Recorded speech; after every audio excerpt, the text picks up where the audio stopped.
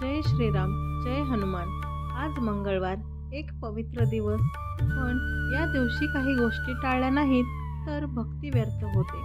आज आपण जाणून घेणार आहोत मंगळवारी या कुठल्या गोष्टी करायच्या नाहीत आणि कोणत्या गोष्टी कराव्यात आणि हनुमान भक्तांनी कोणती काळजी घ्यावी। मंगळवार हा हनुमानाचा दिवस मानला जातो।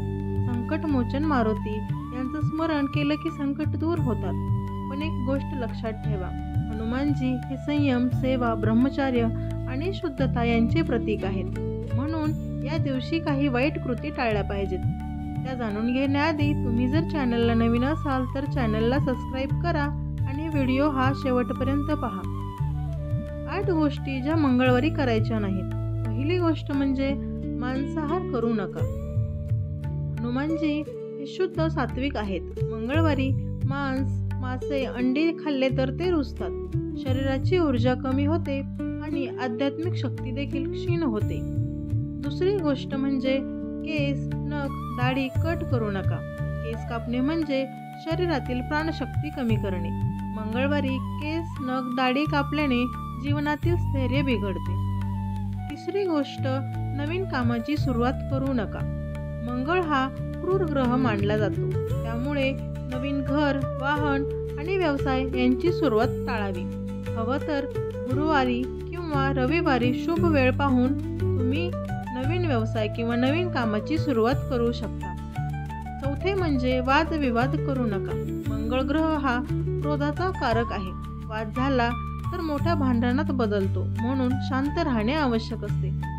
पाचवा, कर्ज द्या किंवा पैसे उधार देऊ नका।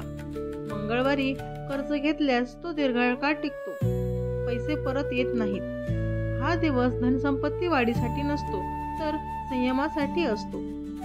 सहावी गोष्ट, दिवसभर निष्काळजीपणा तुम्ही करू नका। मंगळवारी अपघात होण्याची शक्यता वाढते, म्हणून प्रवास करताना, काम करताना अतिशय दक्ष राहा।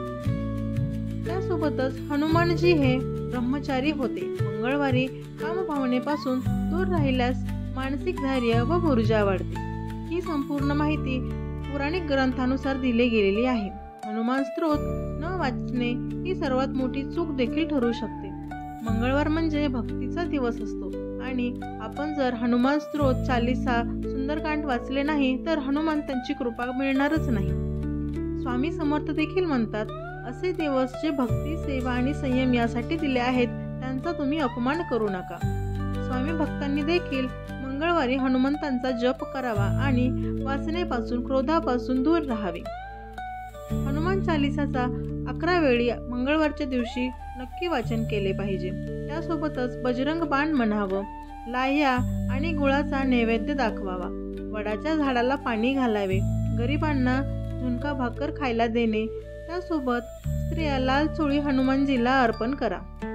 या गोष्टी तुम्ही मंगळवारी करायला पाहिजेत आणि तसे जर केले तर तुम्हाला कामामध्ये यश, संकटांपासून संरक्षण, रोग, अपघातापासून बचाव, आत्मविश्वास वाढेल, स्मरणशक्ती वाढेल आणि जी नकारात्मक ऊर्जा आहे ती दूर राहते। मंडळी, मंगळवार म्हणजे फक्त उपवास नाही, ती एक तपश्चर्या आहे। हे नियम आहे, हे नियम पाळा आणि अनुभवा तुमची संकटांपासून सुटका।